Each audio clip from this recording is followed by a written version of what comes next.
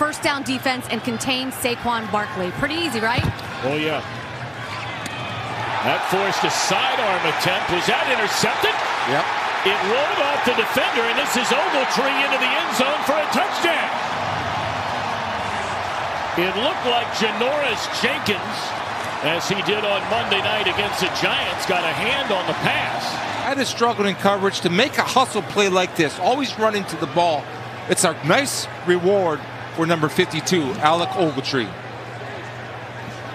Dean Blandino, do you think this one stands up?